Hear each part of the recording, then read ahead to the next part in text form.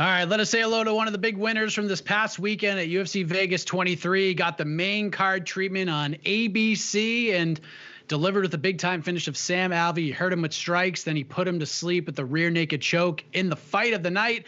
Let us say hello to the Cuban Missile Crisis himself, Julian Marquez. Julian, how are you, man? Man, I am golden, happy, satisfied, and energetic here on this day today, man. I'm pumped. How are you today? I'm doing great. And you know what? I think back to the last time we spoke. It was the Monday after the first fight this year. And from a personal level, you're doing way better this time because you're not dealing with car problems, heat issues on a freezing cold day in Missouri. So you got that going for you already.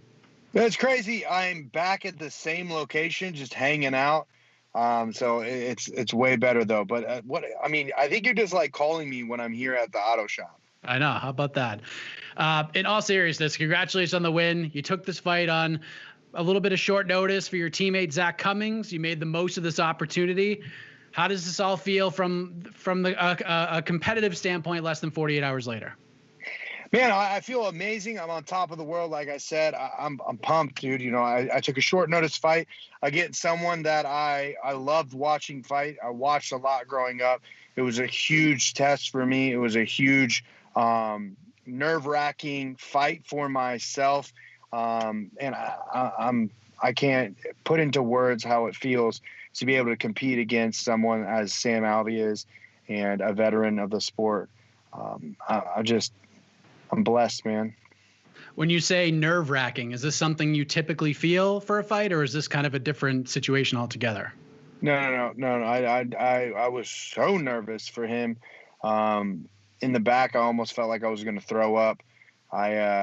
James kept talking to me, just knows how to talk to me. And for some reason, man, it's just so weird. But whenever I get into the octagon, whenever the lights come on, whenever the camera shows up, this person inside me comes out that no one's ever seen before. And if you want to give James Krause an interview and talk to him just solely on like my gym performance and what he sees in the gym versus what he sees in the octagon, he'll explain to you there's two different people that compete in there. And he'll even testify prior to it how nervous I was.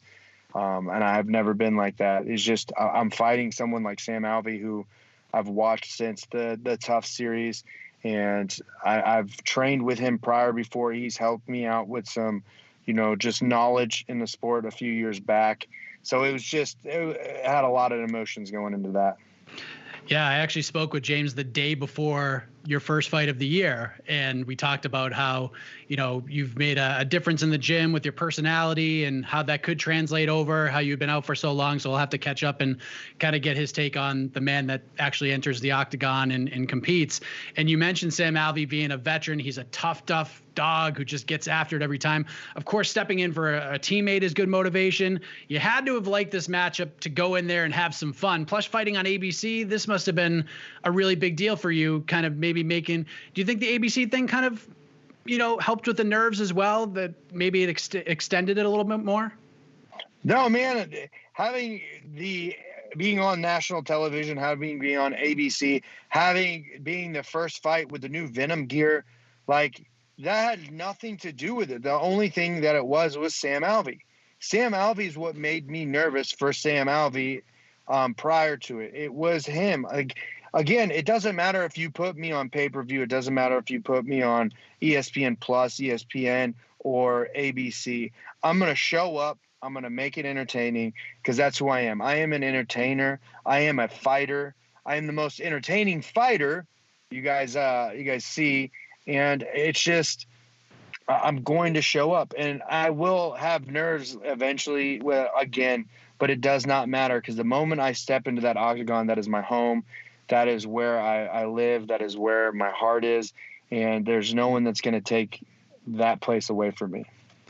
You were, I guess, patiently aggressive in the fight because your shots had violent intentions behind them. But even when you had him hurt in the first round, like you didn't rush in or do anything crazy. It was still very tactical, and it was both like offensive yet defensive at the same time. Like, how important was it to you to exercise that patience in that kind of a fight like you did? If you watch Sam Alvey's fights, man, he's always that person that knows how to fight injured. He knows how to fight tired, and he knows how to fight rocked. And he's come back multiple times. So a lot of people would try to go for the kill and try to attack his head, which everyone fights him to the head. And if you watch his previous fights with Ryan Spann, Dungeon, they all try to knock him out. They try to wrestle him, but no one really hit his body. No one really attacked that middle section. And that was all I was trying to do, is I was trying to get him to think that I was only going to go for the body. I was trying to sit there and make him question what I was doing every ounce of the moment, or every second of the fight. Like, I wanted him to wonder what was coming, where I was going to punch. Was it going low? Was it going high? Was I even going to shoot a shot, or was I going to throw a punch? Was I going to bring a kick? I wanted him to question and being on the tail end, and that opened up a lot of my striking, and it opened up a lot of the range for me to land these devastating shots and these punches. But when he was injured, I knew he wasn't injured, because that's where he lives at. As you watch, I dropped him to his knees in the first round, and he got back up, and he still was fighting. And it's like, I'm not going to sit there and try to give him any ounce of the fight. You know, he wants that brawl. He wants that exchange so he can catch it. And I mean, at the end of the round, he ended up punching me directly into the eye. Like, his knuckle went into, I thought it was his finger, in all honesty.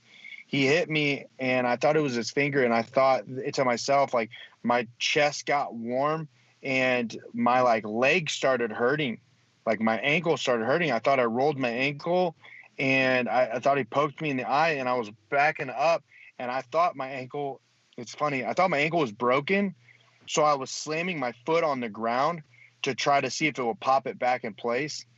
And then we had he had the exchange. He came at me, kicked me in the leg again. I had the roll. I came underneath, came up, and I slapped him across the face with my knuckles. And that was the end of round one. I walked to the corner, sitting there thinking, looking down at my ankle. I was like, oh, it's not broken.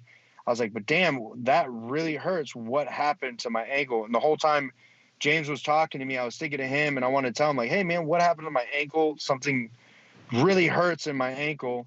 And then after the fight, my ankle is swollen up, and come to find out, he kicked me right in the ankle. And right whenever I got that punch, when he hit me in the eye, like, I guess it triggered something, and I started feeling it in my ankle. How's the ankle now? It hurts still. It still hurts. He kicked, dude. He punched me so hard, my ankle hurt. You know what I mean? Like, have you ever heard that before? No. I've never either. I was like, I sat there and I was like, man, like, never been hit that hard. And he hits hard, you know? Have you had it, like, checked out or anything? Is it just like a sprain? Do you know what happened? Yeah, we're going to get everything checked out. My right hand as well, and my ankle, we're getting it checked out sometimes this week. I'm talking to the medical staff at the moment, but, you know, I don't think anything's wrong with it, but it definitely, my ankle is swollen and my foot hurts for sure.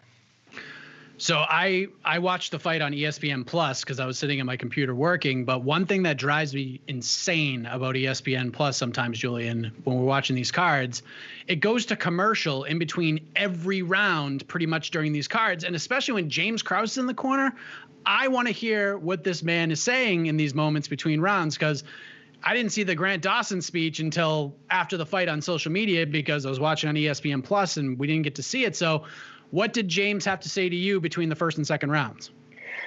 Again, he did exactly what he needed to do. I mean, if you listen and watch the fight, James literally called for everything, and I did everything he said. It was like he was playing a video game, he stated. And James in the round was sitting there like, hey, man, you know, you got to keep that. It was a close round. I don't know if it went to you or to him, but we got to keep this volume up, keep it there. He's tired. He's slowing down. I need you to keep that front hand popping. Every time you keep that front hand popping, your strikes are landing a lot better. When you stop doing that and you're going in to punch him, you create the brawl and you're staying there to brawl him and you're giving him an opportunity. He's like, quit that. Keep the front hand popping. When you see the strike, hit it and then get out and just keep that going. And that's pretty much a summary of our minute segment in that round. walked off, and that was everything played out. I kept the front hand popping in the second round. I saw an opportunity. I took it. I hit it. I saw him back up, and he, called for a combination. I hit the sequence. I switched to southpaw and confused Sam in that process. Hit him with an overhand left or a hook and dropped him, and then the rest was history. Yeah, I mean, then the choke was there, no neck. I mean, no hooks, no nothing. You choked him unconscious, and I'm not a fighter. I won't be fighting on ABC ever like you did, but can you kind of take us through the finish from your perspective in the cage and why you made the decision was just the neck was there? Was just an opening for it? Yeah, so if you watch Michael Bisping versus GSP drops Michael Bisping, and he went down and secured a rear naked choke, and everyone was sitting there thinking like, oh, keep punching him, you're going to knock him out. You have the knockout, this, that, and the other. But in my mind, I was sitting there like, no, man, that was actually super intelligent. You knock him down, and then you go for the choke because it's harder for them to defend. They think that you're going to keep punching them, but yet you secure a safe way to finish the fight and also 100% finish. So in the sense, whenever I was hitting him, I realized these punches, even though they were hard, he was still battling through, and that's Sam Alvey. So when I took his back, I immediately went for the rear naked choke, a modify where I could drag him and make him lose his balance, but still have the grip and the grab. And that way, instead of having him think that I'm going to punch him and keep waking him up, I'm just going to put him to sleep by taking his breath away. There was some criticism of referee Mark Smith after the fight for allowing it to go a little too long, perhaps. A lot of people thought the fight should have been stopped well before the choke happened. I mean, in the cage, it is your job to go until the referee tells you to stop. But I'm sure you've went back and watched it, but do you feel like the criticism was warranted? Like, should the fight have been stopped sooner, you think? Absolutely not. Look, this is the thing, man, is that he literally let Sam go out on his shield. I dropped Sam. Sam dropped into a double leg, went in there. I kept hitting Sam. I sprawled out. Sam got stretched out. I'm hitting him with rabbit punches. Sam's still pushing me back. He's driving his feet. He's pushing me back. He has one hand on my leg. I'm hitting him. Mark Smith gives him a warning. Sam, I need you to defend yourself. But Sam is still pushing and still going there. Now, Mark in the angles, if you watch the fight, Mark at the angles didn't see certain things that the camera would see, to where if you saw me throwing the rabbit punches, you're going to see the camera angle over my right shoulder, and Mark is on my left shoulder. And on my left shoulder, you see Sam Alvey with his right arm around my left leg, and he's still driving forward. So it looks like Sam's still defending. He's still doing his stuff. And then when Mark runs to the other side of my right shoulder, he ends up seeing Sam bringing his, left arm up to my leg again,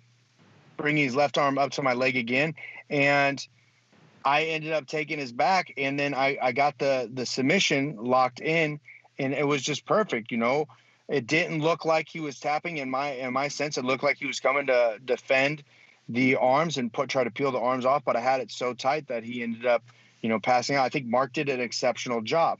If you watch Sam Alvey's fights previously, he has been dropped straight flat to his back. The ref went to stop it. He gets back up. The opponent's got on top of him. He fights his way back up. He's still standing, and then they go into a decision into the third round. Into the next rounds. Like, it was a great decision. That was a legit way to handle it. Now, everybody else wants to see it in a different way, but I like the fact that he let Sam try his hardest and get out and go out on a shield. Because who would have known? If I would have kept punching, Sam more than likely would have got up, and we would have had another round. Yeah, I'm glad I got your perspective on that. And it was a great win. And if there's one thing we've learned about you, Julian, is we never know what will happen when there's a live microphone near you. You were asked to make a call out last time. It was the Miley Cyrus call out that got so much attention. This time, you call out Patrick Mahomes and Travis Kelce of the Kansas City Chiefs to a game of pickleball or badminton to crown the pound-for-pound best in Kansas City. What inspired this call out of yours? Tyreek Hill as well. Don't leave them out. Look, this is the thing. We're all from Kansas City. We rep our city. We wear our city. We're all athletes.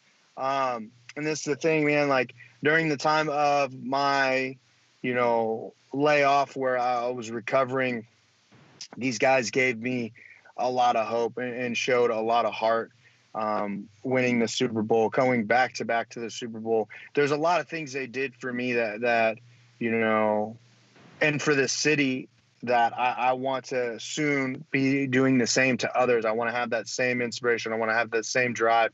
And the thing is that I love pickleball, and I want to play against some of like the people I love watching play football. Now I can't play them in football because they are really good at their sport. Very, very good. I mean, like literally the number one across the board in all categories.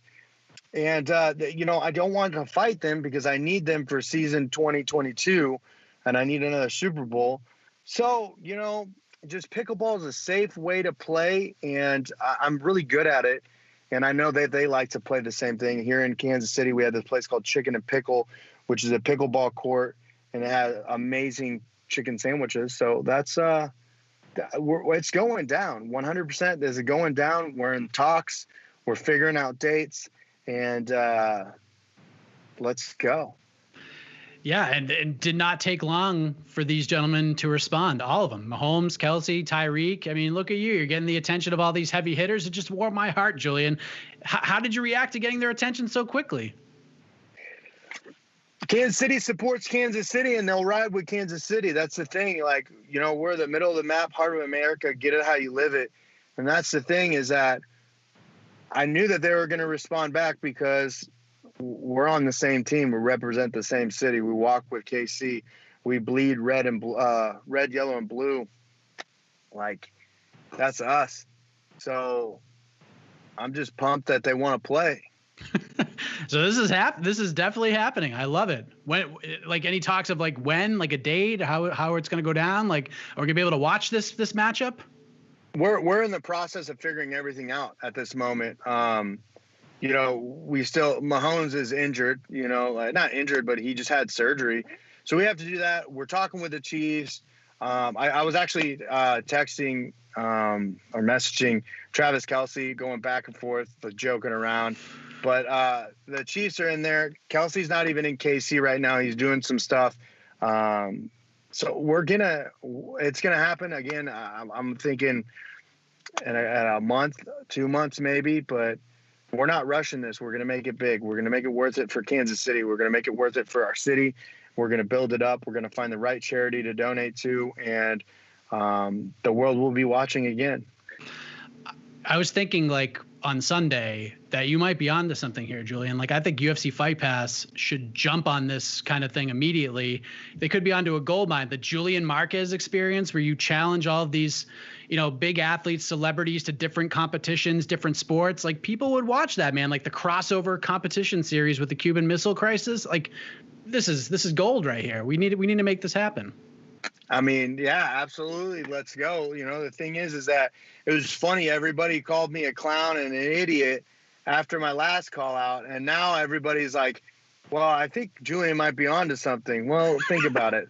I know what I'm doing, and I know how to market. I know how to promote myself. I do my job, and Dana loves the fact that I do my job. I don't know if he loves the fact, but I do my job better than everybody else. So, like, when I see these fighters that complain about the Venom deal or complain about the Reebok deal, it's like, well, if you look at their social media, they don't have sponsors themselves.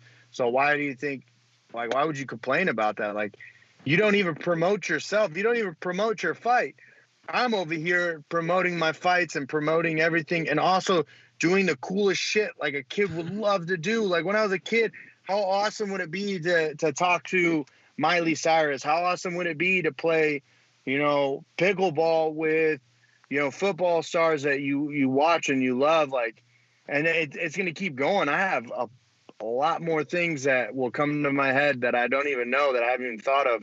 But when I win, someone's going to get called out. Everyone's going to know, and they're all going to try to wonder what's coming up next. I know. That's one thing for sure when it comes to you. I have to, speaking of crossovers, will you be partaking in the big boxing match on Saturday between Ben Askren and Jake Paul? I don't know. I don't know if I'll watch that. In all honesty, I support Ben Askren. I just don't like. I'm not. It's not something that I'm like going to be like, oh, I want to take up a whole Saturday night for. Like, if I watch UFC fights, if I watch a bunch of stuff, I like fights, man, and that's a fun fight to watch for sure. But I'm not. If someone has it on and it's there, I'm going there and watching it. Or other than that, man, I'm just gonna do my own thing and then read about it on Twitter. And now everyone says it and see the highlights. Like, I mean, to be honest, the real winners are Ben Askren and Jake Paul. They're gonna get paid. They're gonna go out there, and whoever wins the fight, it really doesn't justify any means. Like, if Ben wins, like it shuts up everyone that hates Ben, and it shuts up everyone that likes Jake Paul. And if you go vice versa, it's the same thing. Like, it doesn't mean like one of them's gonna get a title. They're not. You're fighting a guy that's retired and that's done MMA, and you're an up and coming boxer. Like, you have good amateur boxing skills. I wouldn't even say that. It's a stretch, but you're not fighting boxers. You're fighting celebrities. It's a celebrity boxing match, and it's cool, but I like boxing fights. I like real fighting. I like these guys that have put hours and hours and countless hours and competed against ridiculous competition where you're just like, holy shit. Like I'd rather go watch a Crawford fight. I'd pay $200 a pay-per-view to watch Crawford fight again. Errol Spence, if we could see Crawford and Errol Spence, I'd spend $300 on a pay-per-view. And I just don't want to pay $20 or however much it is to see Ben and him fight. I support Ben. I like Ben, and I hope Ben wins. Yeah, it's a lot. It's a lot more than $20, but there you go. Your Saturday night is filled with other things. As far as you go, 2-0 start this year after the long layoff. It's been another hellacious start for the Glory MMA squad this year. James Krause getting that early nom for Coach of the Year. Or obviously you got some things you got to get looked at medically, but if all is clear and all is well and clean bill of health, you want to keep this train rolling as soon as possible?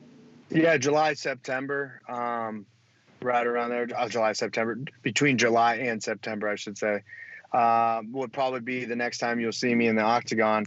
Probably more towards September. Again, I cut weight 4 times, 6 months. My body is feeling it. My body hurts, I don't know what I hit Sam with this weekend, but my hand does not feel too great. My foot and ankle, as I stated at the beginning, it does not feel good. I can walk on it. It's not bad, but I want to make sure that this keeps going. And the last thing I want to do is step into another fight and get injured when I knew my body is hurting.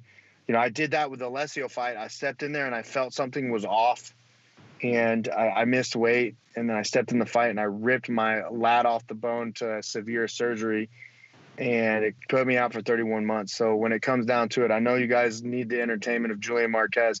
I know you need that person on the card to steal the show yet again and get all these views. But I got to do what's best for me to make sure that we keep going. And it's not like, come on, it's not like, September's that long away. Like, you guys can wait. And the moment you guys see my name on the headlines, you all are going to freak out. Probably be a co-main event spot. Probably be against another fighter that everyone's going to be excited about. And the entertainment's on. And you guys are going to literally tune in and enjoy every bit of it. One last thing before I let you go, now that I'm not frozen anymore. You were obviously quite active on social media on Sunday, responding to everybody. You responded to me because not only did I react to the performance, but I also reacted to the Venom shorts that you wore that got to show off a lot of your lower body. You were looking handsome as ever. I thought Miley would be picking up that phone immediately to give you a call, man, the way you were looking in there. But, you were very active for sure. So I'm curious, like, what What is that day like for you going through these tweets after the fight, like the mentions, so to speak? Because I assume most people were very complimentary. Some may not have been. Like, what is that like for you? Man, it's kind of wild, like it's so hard to see all of that. And I try not to be on there that long because of just there's just so much to read. I didn't even know I responded to you. Like, that is literally how many times I was responding. But like, there are people that congratulated me. I liked their stuff. I talked to him.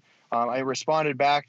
But like, at the same time, there was people that I saw on there, like, well, I'll even go into it. I had a thing with James Lynch, but Bloody Elbow is just always writing negative reports about me.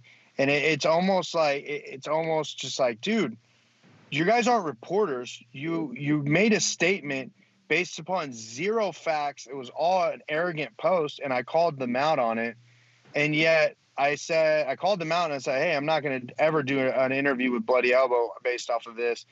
The person that stated it was like, oh, that's a little extreme, but I'm not going to argue. It's like, no, there's no need for you to not argue. There's no argument. You literally post negative stuff about me and you don't support me. So why should I support you, type of deal? So, it's one of those things, like, I'll respond to you whether you say something positive or negative, but you do have to know that I'll call you out for, being rude and being just arrogant with no factual base behind it. Like, a lot of people that call me cringe. Okay, call me cringe. Hate what you want, but at the end of the day, like, why are you upset that I just did what exactly you wish you could have done and call out the Chiefs players and set up a pickleball tournament? Why is it that you guys have so much hate in your heart that you get on the internet to say something negative rather than say something positive? Like, sucks to see that, but it's so cool to see all the people that responded and all the positive stuff, especially the shorts. That's what you said. The smallest shorts, Venom gear. That's what it was. I remember it now. Yes, I remember it. It's true. I get my shorts cut, by the way, like that. I asked to get them cut. It was amazing. Yeah, I just want people to see that I have beautiful legs and a magnificent beard and just a great butt. That's it. I just want people to see that. Fair enough. But listen, all in all, no matter what people say, Julian, you got 3 checks actually with the 50 G's. So that's a pretty damn good day at the office, no matter what anybody's saying on social media. So congratulations, Julian. Well done all around, from the fight to the call out. I appreciate the time as always. Enjoy the victory. We'll talk soon, and hopefully we see you doing some pickleball with the Chiefs sooner rather than later. Let's go. All right, Bubba. Thank you so much. I appreciate you and put me on your show. I love it. Absolutely, man. Thank you.